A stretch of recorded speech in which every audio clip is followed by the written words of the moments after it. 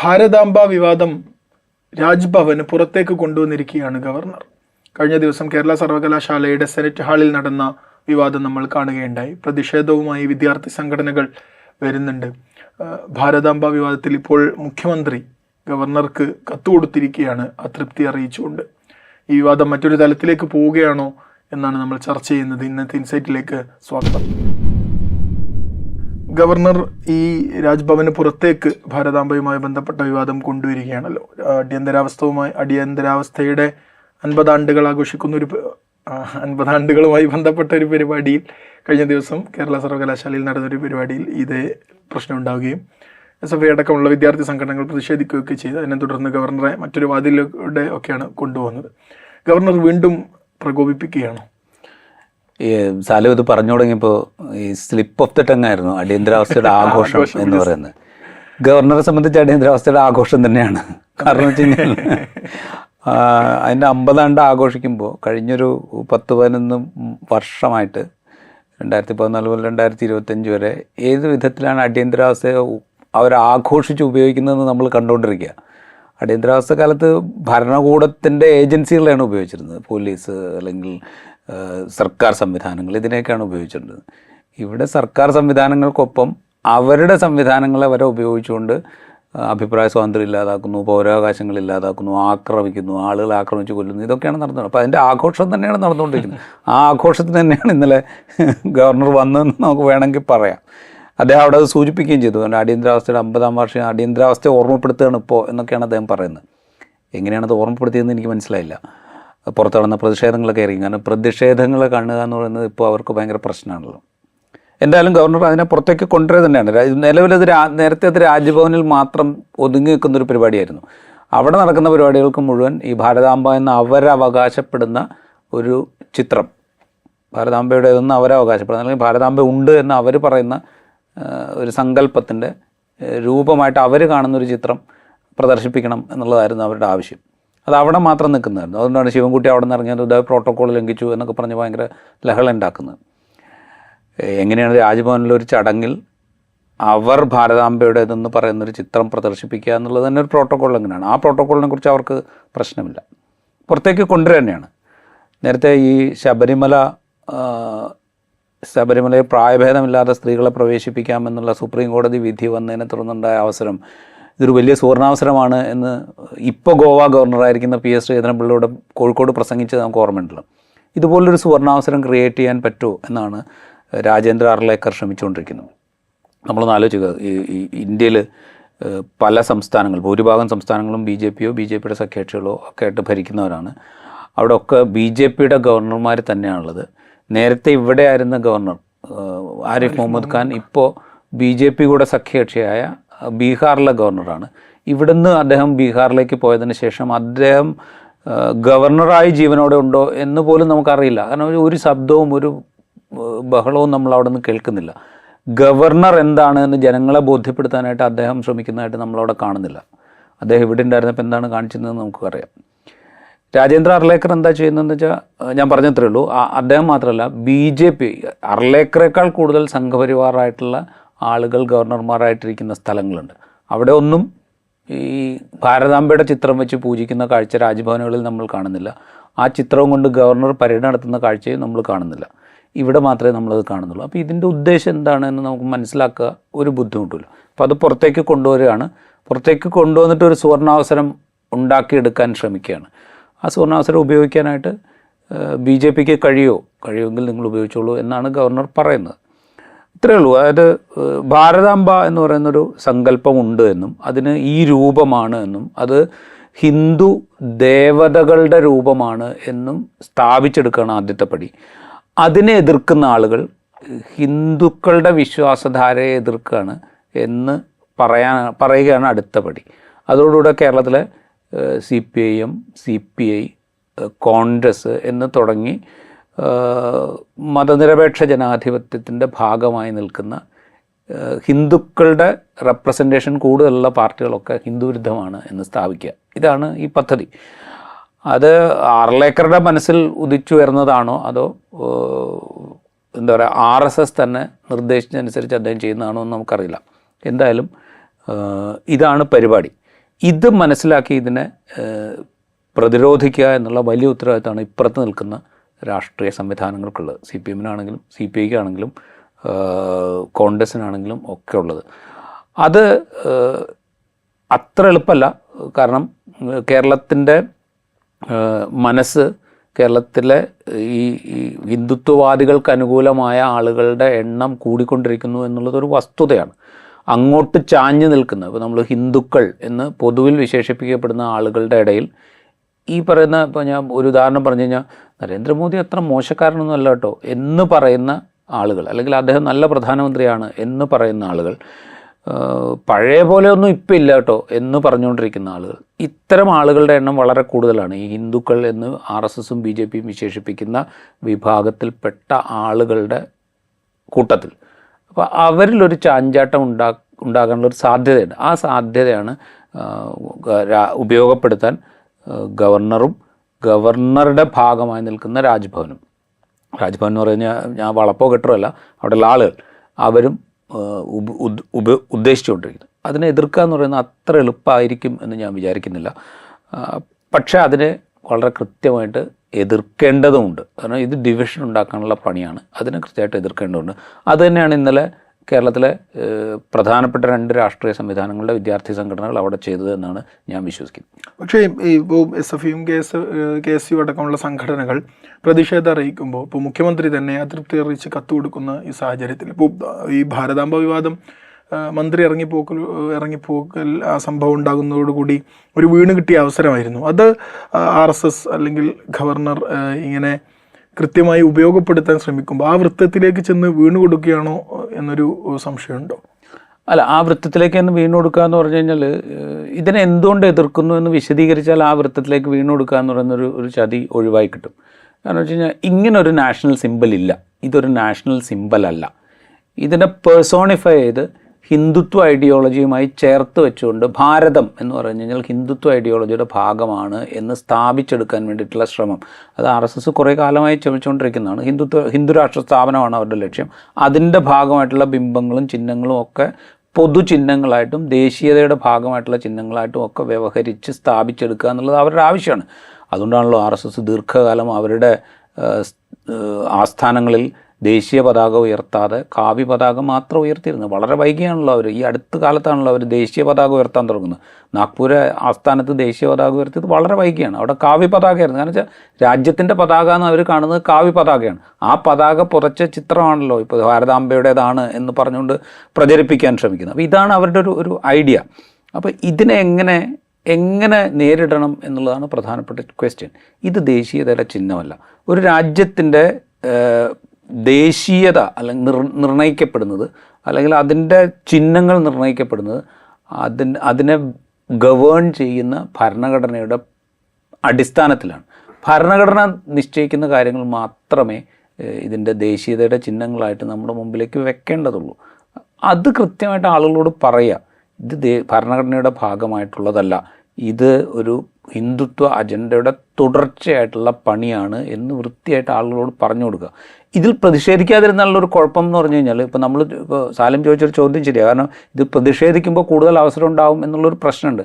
പക്ഷേ ഇത് പ്രതിഷേധിക്കാതിരുന്നാൽ, അല്ലെങ്കിൽ ഇതല്ല ശരി എന്ന് പറയാതിരുന്നാലുള്ളൊരു കുഴപ്പമെന്ന് വെച്ചാൽ, ഒരു കൂട്ടം ആളുകൾ വിശ്വസിച്ച് പോകും ഇതാണ് ഇനി നടക്കേണ്ടത്, ഈ ഭാരതാംബയുടെ ചിത്രം വെച്ചിട്ടാണ് ഇനി പരിപാടികളൊക്കെ നടത്തേണ്ടത് എന്ന് ആളുകൾ വിശ്വസിച്ച് പോകും. അപ്പോൾ പലയിടത്തും ഇത് വയ്ക്കും. അപ്പോൾ ഇത് കുറേ ആളുകൾ ഇനി ഇതൊക്കെയാണ് എന്ന് വെച്ചാൽ, എന്താണോ RSS ഉദ്ദേശിച്ചത്, എങ്ങനെയാണോ RSS പല ചിഹ്നങ്ങളെയും പൊതുധാരയുടെ ചിഹ്നങ്ങളാക്കി മാറ്റിയെടുക്കാൻ ശ്രമിച്ചത്, ചിലതൊക്കെ മാറിപ്പോയത്, അതുപോലെ ഇതും മാറിപ്പോകുന്നൊരു അന്തരീക്ഷ അവസ്ഥ ഉണ്ടാവും. പിന്നെ അത് മാറ്റുക എന്ന് പറയുന്നത് അത്ര എളുപ്പമായിരിക്കില്ല. അപ്പോൾ ഇത് തുടക്കത്തിൽ തന്നെ എതിർക്കേണ്ട ഒരു ഉത്തരവാദിത്വമുണ്ട്. അതാണ് അവർ ചെയ്യുന്നതെന്നാണ് ഞാൻ വിചാരിക്കുന്നത്. അത് കുറേ കൂടെ ഭംഗിയായിട്ടും കുറേ കൂടെ വ്യക്തമായിട്ടും ആളുകൾക്കിടയിൽ വിസ്തീരിക്കപ്പെടേണ്ടതുണ്ട്. ദേശീയ പതാക, ദേശീയ ചിഹ്നങ്ങൾ, ഇതൊക്കെ നിർവചിക്കപ്പെട്ടതാണ്, ഇതൊക്കെ നിശ്ചയിക്കപ്പെട്ടതാണ്, നേരത്തെ തന്നെ നിശ്ചയിക്കപ്പെട്ടതാണ്. അതൊക്കെ ഉപയോഗിക്കാൻ പറ്റുള്ളൂ എന്ന് പറയേണ്ടതുണ്ട്. ഗവർണർ ഭരണഘടനാ പദവിയിലിരിക്കുന്ന ഒരാളാണ്. അദ്ദേഹം പങ്കെടുക്കുന്ന ചടങ്ങിൽ ഭരണഘടന നിഷ്കർഷിക്കുന്ന വിധത്തിലുള്ള പ്രോട്ടോക്കോൾ അനുസരിച്ച് മാത്രമേ കാര്യങ്ങൾ നടക്കാവൂ എന്ന് എന്താ പറയുക, കൃത്യമായും വ്യവസ്ഥ ചെയ്യപ്പെട്ടിട്ടുണ്ട്. അതനുസരിച്ച് കാര്യങ്ങൾ പോകും. അതാണ് മുഖ്യമന്ത്രി ഓർമ്മിപ്പിക്കാൻ ശ്രമിക്കുന്നത്. ഗവർണർ പങ്കെടുക്കുന്ന ഔദ്യോഗിക പരിപാടികളിൽ പ്രോട്ടോക്കോൾ അനുസരിച്ചുള്ള ദേശീയ ചിഹ്നങ്ങൾ മാത്രമേ ഉപയോഗിക്കാൻ പാടുള്ളൂ എന്ന് മുഖ്യമന്ത്രി പറയുന്നത് അതുകൊണ്ടാണ്. അപ്പോൾ അത് അങ്ങനെ തന്നെ ആളുകൾക്ക് പറഞ്ഞു കൊടുക്കുക എന്നുള്ള ഉത്തരവാദിത്വമുണ്ട്. അത് ഞാൻ വിചാരിക്കുന്നത് മീഡിയയ്ക്കും കേരളത്തിലെ രാഷ്ട്രീയ സംവിധാനങ്ങൾക്കും വലിയ ഉത്തരവാദിത്തമാണുള്ളതെന്നാണ് എനിക്ക് തോന്നുന്നത്. അല്ലെങ്കിൽ ഇത് നേരത്തെ പറഞ്ഞതിൽ വർഗീയമായ വിഭജനത്തിന് വേണ്ടി ഉപയോഗിക്കാൻ എന്താണോ ഗവർണറുടെ മനസ്സിലുള്ളത് അത് നടക്കും. ഇപ്പോൾ കഴിഞ്ഞ ദിവസം ഗവർണർ പറയുന്ന ഒരു കാര്യം, ഞാനിങ്ങനെ സംഘർഷത്തിനൊന്നുമില്ല, പക്ഷേ വിട്ടുവീഴ്ച ചെയ്യാൻ തയ്യാറല്ല എന്നുള്ളതാണ്. അതായത് ഇന്നലെ ഇപ്പോൾ രജിസ്ട്രാർ ആ പരിപാടിക്ക് അനുമതി നിഷേധിക്കുന്നു, എന്നിട്ടും ഗവർണർ അവിടെ വരുന്നു പരിപാടി. അതായത് ഇപ്പോൾ ഇന്ത്യക്ക് ദേശീയ പതാകയുണ്ട്, ദേശീയ ഗാനമുണ്ട്, മറ്റ് ദേശീയ ചിഹ്നങ്ങളെല്ലാം ഉണ്ട്. അതിലൊന്നും പെടാത്തൊരു ഭാരതാംബയെ ഇങ്ങനെ പൂവിട്ട് പൂജിച്ച് പരിപാടി തുടങ്ങൂ എന്നൊരു വാശി ഗവർണർ ഇപ്പോഴും ഇത്ര പ്രശ്നങ്ങളുണ്ടായതിന് ശേഷവും കാണിക്കുന്നുണ്ടെങ്കിൽ അത് മനഃപൂർവ്വം പ്രകോപിപ്പിക്കണം എന്ന് തീരുമാനിച്ചുറച്ച മട്ടിലല്ലേ ഗവർണർ ചെയ്യുന്നത്? ഗവർണർ പറഞ്ഞാൽ ഞാൻ പ്രശ്നമൊന്നും ഉണ്ടാക്കാനില്ല, പക്ഷേ ഞാൻ വിട്ടുവീഴ്ചയ്ക്കില്ല എന്ന് പറയുമ്പോൾ ഞാൻ പ്രശ്നം ഉണ്ടാക്കണ്ട, എനിക്ക് വേണ്ടി പ്രശ്നം ഉണ്ടാക്കാൻ വേറെ ആളുണ്ട്. ഇപ്പോൾ ഇന്നലെ പരിപാടി സംഘടിപ്പിച്ചത് ഗവർണർ സംഘടിപ്പിച്ച ഒരു പരിപാടിയല്ലോ, എന്തോ അനന്തപുരി എന്തോ ഒരു സംഘടനയുടെ പേരാണ്. അപ്പോൾ ഈ RSSനെ സംബന്ധിച്ചുള്ളൊരു പരിപാടി എന്ന് വെച്ചാൽ കുറേ ഫ്രിഞ്ച് എലിമെൻസും ഫ്രിഞ്ച് സംഘടനകളും ഉണ്ട്. ഈ സംഘടനകളുടെ പേരിലാണ് പരിപാടികൾ സംഘടിപ്പിക്കുക. അപ്പോൾ എന്നെ വിളിക്കുന്നു, ഞാൻ പോകുന്നു, അവിടെ അവർ ഭാരതാംബയുടെ ചിത്രം വച്ചു എന്നുള്ളത് എൻ്റെ കുഴപ്പമല്ലല്ലോ. ആ ചിത്രം വച്ചു എന്ന് വിചാരിച്ചിട്ട് എനിക്ക് ആ പരിപാടിയിൽ പങ്കെടുക്കാതിരിക്കാൻ പറ്റില്ല. ചിത്രം വെച്ചാൽ ഞാൻ കൂടുതൽ പങ്കെടുക്കുകയുള്ളൂ എന്ന് ഗവർണർക്ക് പറയാം. അപ്പോൾ ഞാൻ പ്രശ്നമൊന്നും ഉണ്ടാക്കുന്നില്ല, ഞാൻ വിട്ടുവീഴ്ച ചെയ്യുന്നില്ല എന്നുള്ളത്. ആ പരിപാടി ഫോട്ടോ വച്ചു എന്നുള്ളതുകൊണ്ട് ഞാൻ ആ പരിപാടിയിൽ പങ്കെടുക്കുന്നില്ല എന്ന് പറയുന്നില്ല. അപ്പോൾ ഫോട്ടോ വയ്ക്കാൻ ഒരുപാട് ആളുകളുണ്ട്, അപ്പോൾ പിന്നെ ഒരു പ്രയാസമില്ല. അപ്പോൾ ഇത് പലയിടത്തായിട്ട് ആവർത്തിക്കപ്പെടും, പല സ്ഥലങ്ങളിലായിട്ട് ആവർത്തിക്കപ്പെടും. അത് കഴിയുമ്പോൾ എന്താ, കുറച്ച് ഈ ഫ്രിഞ്ച് എലിമെൻറ്റ്സ് ഇത് വ്യാപിപ്പിച്ച് കഴിയുമ്പോൾ ഇതിലൊന്നും ബന്ധമില്ലാത്ത, ഇതിൻ്റെ രാഷ്ട്രീയം വളരെ കൃത്യമായിട്ടൊന്നും മനസ്സിലാക്കാത്ത ചില സംഘടനകളിലൊക്കെ അവരുടെ പരിപാടിയിലും ഇതേപോലെ, അല്ലെങ്കിൽ ആരെങ്കിലും കൊണ്ടുവന്ന് വെച്ച് കഴിഞ്ഞാൽ ആർക്കും എടുത്തു മാറ്റാൻ പറ്റില്ല. ഇതാണല്ലോ ഇതിനകത്തുള്ളൊരു കുഴപ്പം. നാളെ വേറൊരു പരിപാടിയുടെ സ്റ്റേജിൽ ഈ സംഘടനകളൊന്നും ആവണമെന്നില്ല, വേറെ ഏതെങ്കിലും ഒരു സംഘടന ഒരു പരിപാടി സംഘടിപ്പിക്കുന്നു, ഗവർണറെ വിളിക്കുന്നു, ആ പരിപാടിയുടെ സ്റ്റേജിന് മുമ്പിൽ ഈ ഒരു പടം കൊണ്ടുവച്ച് ആർക്കും എടുത്തു മാറ്റാൻ പറ്റില്ല. ഈ ഒരു കുഴപ്പമുണ്ട് ഇതിനകത്ത്. അപ്പോൾ ഇവിടേക്ക് എത്തിക്കുക എന്നുള്ളതാണ് ഗവർണർ. അതുകൊണ്ടാണ് ഗവർണർ ഞാൻ സംഘർഷത്തിനില്ല, ഞാൻ പക്ഷെ വിട്ടുവീഴ്ച ചെയ്യില്ല എന്ന് പറയുന്നതിൻ്റെ അർത്ഥം ഇതാണ്, അത്രയേ ഉള്ളൂ. അതായത് ഞാനിതാ ഒരു സുവർണാവസരം ഉണ്ടാക്കി തന്നിരിക്കുന്നു, നിങ്ങൾ ഉപയോഗിച്ചു കൊള്ളുവിൻ എന്നാണ് ഗവർണർ പറഞ്ഞു കൊടുക്കുന്നത്. അതുകൊണ്ടാണ് ഞാൻ പറഞ്ഞത്, വേറൊരു രാജ്ഭവനിലും ഈ പ്രശ്നമില്ലല്ലോ. ഇന്ത്യ മഹാരാജ്യത്തെ മറ്റ് സംസ്ഥാനങ്ങളിലെ ഒരു രാജ്ഭവനിലും ഈ ഒരു പ്രശ്നമില്ല. ഒരു ഗവർണറും ഇതുപോലെ ഈ ഭാരതാംബയുടെ ചിത്രം വെച്ച് പാദപൂജ ചെയ്യൂ എന്ന് പറയുന്നില്ല. ഇതൊരു പ്രശ്നമാണ്. ഇത് ഡെലിബറേറ്റ്ലി ഉണ്ടാക്കുന്ന പ്രോബ്ലമാണ്. അതുകൊണ്ടാണ് ഇത് എതിർക്കപ്പെടേണ്ടത്. ഇത് ഇപ്പോൾ എതിർത്തില്ലെങ്കിൽ ഇതൊരു അവസരമായിട്ട് ഉപയോഗിക്കും. ഇത് കഴിഞ്ഞാൽ അടുത്ത എന്താണെന്ന് നമുക്കറിയില്ല. ഇപ്പോൾ അടുത്ത എന്താണെന്ന് നമുക്കറിയില്ല. അപ്പോൾ പിന്നെ അതിനെ എതിർക്കാൻ പറ്റില്ല. അപ്പോൾ ഈ ഒരു പ്രശ്നം അവിടെ ഉണ്ട്. അതുകൊണ്ട് ഇത് എതിർക്കപ്പെട്ടേ പറ്റുള്ളൂ. ഗവർണർ വളരെ നമ്മൾ പ്രത്യക്ഷത്തിൽ നോക്കുമ്പോൾ ഇപ്പോൾ ആരിഫ് മുഹമ്മദ് ഖാൻ പറഞ്ഞത് പെരുമാറിയതുപോലെയല്ല. അദ്ദേഹം ഡയറക്റ്റായിട്ട് പ്രകോപനം ഉണ്ടാക്കുകയാണ് ചെയ്തുകൊണ്ടിരുന്നത്. ഞാൻ ഇടപെട്ടളയും എന്ന് പറഞ്ഞിട്ടാണ് അദ്ദേഹം ഇറങ്ങി പുറപ്പെട്ടിരുന്നത്. ഇതങ്ങനെയില്ല, ഞാനിതാ മാറി നിൽക്കുകയാണ്, നിങ്ങൾ ചെയ്തോളൂ എന്നാണ് അദ്ദേഹം പറഞ്ഞു കൊടുക്കുന്നത്. അത് പലപ്പോഴും കൂടുതൽ അപകടം ചെയ്യുകയും ചെയ്യും. അത് മാത്രമല്ല, ഇതിലൊരു പ്രശ്നമുള്ളത്, ഇപ്പോൾ ഈ ഭാരതാംബ എന്ന് പറയുന്നൊരു കൺസെപ്റ്റ് തന്നെ ഒരു പ്രോബ്ലമാണ്. സാധാരണഗതിയിൽ ഈ ഭൂമിയെ അല്ലെങ്കിൽ രാജ്യത്തെയൊക്കെ സ്ത്രീലിംഗമായിട്ട് വ്യവഹരിക്കുക എന്നുള്ളതാണ് ഒരു രീതി. അത് പണ്ടുപോലെയുള്ളൊരു രീതിയാണ്. അതിൻ്റെ തുടർച്ചയിലാണ് ഭാരതമാതാവ് എന്നുള്ള കൺസെപ്റ്റ് വരുന്നത്. അത് മാറ്റിയിട്ടാണ് ഭാരതാംബ എന്ന് പറയുന്നത്. ഇത് തുടങ്ങുന്നത് ഇപ്പോൾ എൻ്റെ ഒരു നമ്മുടെ പരിമിതമായ അറിവിൻ്റെ ഉള്ളിൽ വെച്ചുകൊണ്ട് ആനന്ദമഠത്തിലെ ബങ്കിം ചന്ദ്ര ചാറ്റർജിയുടെ ആനന്ദമഠത്തിലാണ് ഈ ഭാരതാംബ എന്നല്ലെങ്കിൽ ഭാരതമാതാവ് എന്നൊക്കെയുള്ള വന്ദേ മാതരം എഴുതിയ. അപ്പോൾ അതിലാണ് ഈ കൺസെപ്റ്റ് തുടങ്ങുന്നത്. എന്തിനാണ് നമ്മൾ ഒരു രാജ്യത്തെ ഏതെങ്കിലും ഒരു മതത്തിൻ്റെ ദേവീദേവന്മാരുടെ സങ്കല്പമായി ചേർത്ത് വയ്ക്കുന്നത് എന്തിനാണ്? ആ മതവിഭാഗത്തിൽപ്പെട്ട ആളുകൾക്ക് അതിനോട് കൂടുതൽ അടുപ്പുണ്ടാവണം എന്ന് വിചാരിച്ചിട്ടാണല്ലോ. അങ്ങനെ ചെയ്യുമ്പോൾ എന്താ സംഭവിക്കുക? ആ സൊസൈറ്റിയിലുള്ള മറ്റു മതവിഭാഗങ്ങൾക്ക് ഒരു പ്രതിപത്തി ഉണ്ടാവും, സ്വാഭാവികമായിട്ടുണ്ടാവും. ഇത് തന്നെയാണ് ബേസിക്കായിട്ടുള്ള പ്രശ്നം. അപ്പോൾ ഒരു വിഭാഗത്തിൻ്റെ ദേവീദേവ സങ്കല്പവുമായിട്ട് രാജ്യത്തെ ചേർത്ത് വയ്ക്കുന്നതിൻ്റെ തുടക്കമായിരുന്നു ഈ ഭാരതാംബ എന്ന് പറയുന്നത്. അതിന് അബനീന്ദ്രനാഥ് ടാഗോർ ഒരു രൂപം കൊടുക്കുന്നു, പേഴ്സോണിഫൈ ചെയ്തുകൊണ്ട് ഒരു രൂപം കൊടുക്കും. അപ്പോഴും ആ രൂപം ഈ ഹിന്ദു പുരാണങ്ങളിലെ ദേവി രൂപങ്ങളുമായി ചേർന്ന് നിൽക്കുന്ന ഒരു രൂപമാണ് അതിന് കൊടുക്കുന്നത്. അപ്പോൾ ഈ സ്വാതന്ത്ര്യ സമരത്തിൽ ഈ എന്താ പറയുക, ഹിന്ദുത്വ ഐഡിയോളജിയുടെ അല്ലെങ്കിൽ ഹിന്ദുത്വ രൂപങ്ങളെ ഉപയോഗപ്പെടുത്തുന്നതിൻ്റെ ഒരുപാട് എന്താ പറയുക ഇൻസ്റ്റൻസസ് ഉണ്ട്. ഇപ്പം എന്താ പറയുക, തിലകൻ ഗണേശോത്സവത്തെ സ്വാതന്ത്ര്യ സമരത്തിൻ്റെ ഭാഗമായി ചേർത്ത് ഒരുപാട് വിമർശിക്കപ്പെടുന്നുണ്ട്. അതുപോലെ ഈ തീവ്ര ഹിന്ദുത്വ വാദികളുടെ വളർച്ചയ്ക്ക് സഹായകമാകും വിധത്തിൽ ഈ പറയുന്ന എലിമെൻസിനെ ഉപയോഗപ്പെടുത്തി എന്നുള്ള ആക്ഷേപമുണ്ട്. അതിനോടുകൂടി ചേർത്ത് വയ്ക്കാവുന്നത് തന്നെയാണ് ഇതും. അപ്പം അങ്ങനെ പേഴ്സോണിഫൈ ചെയ്ത് കൊണ്ടുവന്ന ഒരു സംഗതിയാണ് ഈ ഭാരതാംബ എന്ന് പറയുന്നത്. അത് ഹിന്ദുത്വ ഐഡിയോളജിയുടെ വളർച്ചയ്ക്ക് ഉപയോഗപ്പെടുത്താൻ വേണ്ടി തന്നെ രൂപം കൊടുത്തതായിട്ട് നമ്മൾ കാണണം. ഒരുപക്ഷെ അന്ന് ആ ധാരണയോടുകൂടി ആയിരിക്കില്ല അതിന് രൂപം കൊടുത്തത്, പക്ഷേ പിന്നീട് ഉപയോഗിക്കപ്പെട്ടത് അതിന് വേണ്ടിയിട്ടാണ് എന്ന് നമ്മൾ കാണും. അതിന് ഇക്കാലത്ത് പാർലമെൻറ്റ് എങ്ങനെയാണ് ഉദ്ഘാടനം ചെയ്യപ്പെട്ടതെന്ന് നമ്മൾ കണ്ടതാണ്. ഏത് വിധത്തിലാണ് പാർലമെൻറ്റ് ഉദ്ഘാടനം ചെയ്യപ്പെട്ടത്? ഒരു മതവിഭാഗത്തിൻ്റെ ചടങ്ങുകൾ നടക്കുകയും അതിൽ പ്രധാനമന്ത്രി നേരിട്ട് പങ്കെടുക്കുകയും ചെയ്തുകൊണ്ടാണ് പാർലമെൻറ്റ് ഉദ്ഘാടനം ചെയ്യപ്പെട്ടത്. പാർലമെൻറ്റ് ഈ രാജ്യത്തെ മുഴുവൻ ജനവിഭാഗങ്ങളെയും റെപ്രസെൻ്റ് ചെയ്യുന്ന ഒരു സ്ഥലമാണ്. അവിടെയാണ് ഒരു മതവിഭാഗത്തിൻ്റെ ചടങ്ങുകൾ മാത്രം നടത്തിക്കൊണ്ട് ഉദ്ഘാടനം നടക്കുന്നത്. പുരോഹിതന്മാർ പാർലമെൻറ്റിൻ്റെ ഉദ്ഘാടനത്തിൽ പങ്കെടുക്കുന്നത്, ഹിന്ദു പുരോഹിതന്മാർ പങ്കെടുക്കുന്നത്. അപ്പോൾ ഇതിൻ്റെ തുടർച്ചയായി വേണം നമ്മൾ ഈ രാജ്ഭവൻ നടത്തിക്കൊണ്ടിരിക്കുന്ന, ഗവർണർ നടത്തിക്കൊണ്ടിരിക്കുന്ന പ്രവർത്തനങ്ങളെ കാണാൻ. അതുകൊണ്ടാണ് ഈ ഭാരതാംബയുടെ ചിത്രം വയ്ക്കുകയും പൂജിക്കുകയും ചെയ്യുന്നതിനെ എതിർക്കുകയും ചെയ്യേണ്ടി വരുന്നത്.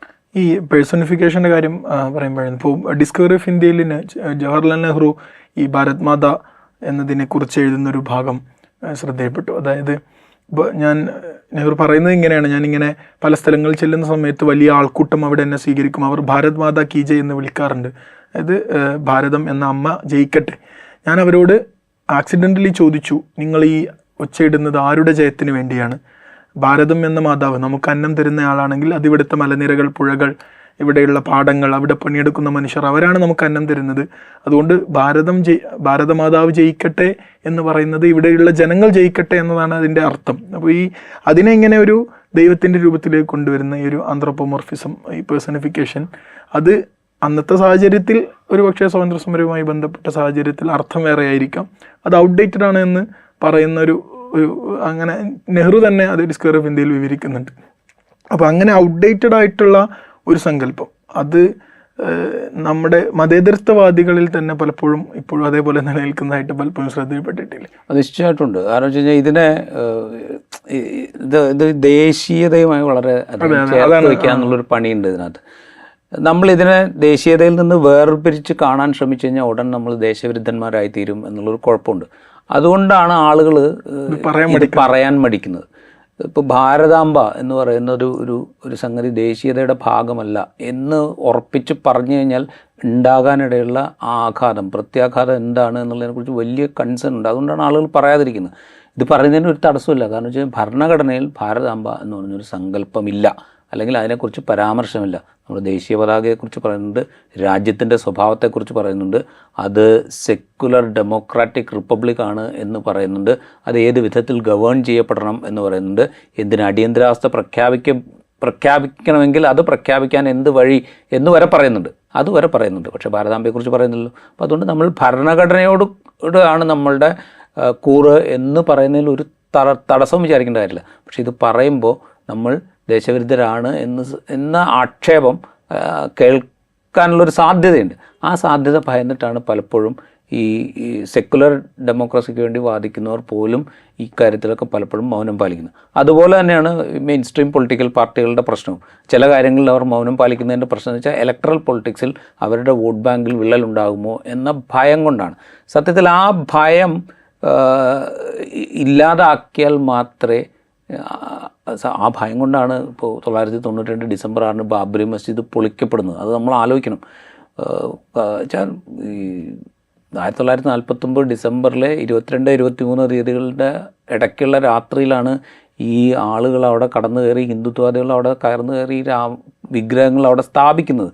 അപ്പോൾ ഇതിങ്ങനെ സ്ഥാപിക്കപ്പെട്ടു എന്നുള്ള റിപ്പോർട്ട് അയച്ചു കൊടുക്കുമ്പോൾ കിട്ടുമ്പോൾ അന്ന് പ്രധാനമന്ത്രിയായിരുന്ന ജവഹർലാൽ നെഹ്റു, അന്നത്തെ യുണൈറ്റഡ് പ്രോവിൻസസ് എന്നാണ് അന്നത്തെ ഉത്തർപ്രദേശിൻ്റെ പേര്, യുണൈറ്റഡ് പ്രോവിൻസസിൻ്റെ മുഖ്യമന്ത്രിയായിരുന്ന ഗോവിന്ദ് വല്ലഭ് പന്തിനോട് പറയുന്നുണ്ട്, നിങ്ങളത് ഇവിടുന്ന് ഇപ്പം തന്നെ എടുത്ത് മാറ്റണം, എന്നിട്ട് വല്ല പുഴയിലും കൊണ്ടിടണം, അത് വലിയ പ്രശ്നം ഉണ്ടാകും, രാജ്യത്തിന് വലിയ വിപത്തുണ്ടാക്കുന്നൊരു സംഗതിയാണ് അവിടെ നടക്കുന്നത് എന്ന് പറയുന്നുണ്ട്. അന്ന് ഗോവിന്ദ് വല്ലഭ് പന്ത് പറയുന്നത് ഈ വിഗ്രഹങ്ങൾ ഇപ്പോൾ ഇവിടുന്ന് പറിച്ചു മാറ്റിയാൽ ഹിന്ദു വിഭാഗങ്ങളുടെ വോട്ട് നമുക്കെതിരാവും, അത് നമുക്ക് പ്രയാസം സൃഷ്ടിക്കും എന്നാണ് അദ്ദേഹം പറയുന്നത്. ഇതാണ് പ്രശ്നം. ഇത് തന്നെയാണ് മതനിരപേക്ഷ ചിന്താഗതി ഉള്ള ആളുകൾ തന്നെ ഈ ഭാരതാംബ എന്ന് പറയുമ്പോൾ അയ്യോ അവിടെ നമുക്ക് പറയാൻ പറ്റില്ല എന്നുള്ളൊരു മട്ടിലേക്ക് എത്തിപ്പെടുന്നത്. ഈ പ്രശ്നം അവിടെയുണ്ട്. ഈ പ്രശ്നത്തെ മറികടന്നേ പറ്റൂ. ഇത് മറികടന്നുകൊണ്ട് ഇത് ഭരണഘടനാനുസൃതമായി രാജ്യം ഇങ്ങനെയാണ്, രാജ്യത്തിൻ്റെ ദേശീയ ചിഹ്നങ്ങൾ എന്ന് പറഞ്ഞാൽ ഇത് മാത്രമേ ഉള്ളൂ, അതാണ് ഭരണഘടനാ സ്ഥാപനമായ ഗവർണർ, ഇപ്പോഴും ഭരണഘടനാ സ്ഥാപനമായി തുടരുന്ന ഗവർണർ പാലിക്കേണ്ടത് എന്ന് ഉറക്കെ പറയാനുള്ള ഉത്തരവാദിത്തം രാഷ്ട്രീയ പാർട്ടികൾക്ക് മാത്രമല്ല പൗരന്മാർ എന്നുള്ള നിലയിൽ നമ്മളെല്ലാവർക്കും ഉണ്ട്. അതിൽ നമ്മൾ പിന്നാക്കം പോയി കഴിഞ്ഞ് കഴിഞ്ഞാൽ ഇതിൻ്റെ അടുത്ത പടി എന്തായിരിക്കും എന്ന് കാത്തിരുന്നാൽ മതി. റൈറ്റ്. രാജ്യത്തിൻ്റെ ഭരണഘടനയോട് കൂറുള്ള പൗരന്മാരെന്ന നിലയിൽ നമ്മുടെ എല്ലാവരുടെയും കടപ്പാടും കൂറുമെല്ലാം അത് ഭരണഘടനയോട് മാത്രമാണ്. ഭരണഘടന അനുശാസിക്കുന്ന ചിഹ്നങ്ങളോടും രാജ്യത്തെ പ്രതിനിധീകരിക്കുന്ന മറ്റു അടയാളങ്ങളോടും ഒക്കെയാണ്. അത് ആരെങ്കിലും കൊണ്ടുവരുന്ന ചിത്രങ്ങളോടല്ല. അത് ഈ ഭരണഘടനാ സ്ഥാപനത്തിൻ്റെ തലപ്പത്തിരിക്കുന്ന ഗവർണർ അതിനെ പ്രോത്സാഹിപ്പിക്കുമ്പോൾ അത് ഭരണഘടനാ വിരുദ്ധമായി മാറാനുള്ള വഴിവരെ അവിടെ തുറന്നുകൊണ്ടിരിക്കുകയാണ്. അതുകൊണ്ടാണ് പ്രതിഷേധം വ്യാപകമായി കൊണ്ടിരിക്കുന്നത്. ഏതായാലും ഗവർണർ ഈ ചെയ്യുന്നത് അത് രാജ്യത്തിൻ്റെ ഭരണഘടനയുടെ ഭാവിക്ക് തന്നെ നല്ലതല്ല എന്ന് നമ്മൾ അനുമാനിക്കുകയാണ്. ഇൻസൈറ്റ് ഇവിടെ പൂർണ്ണമാകുന്നു. മറ്റൊരു എപ്പിസോഡുമായി വീണ്ടും കാണാം.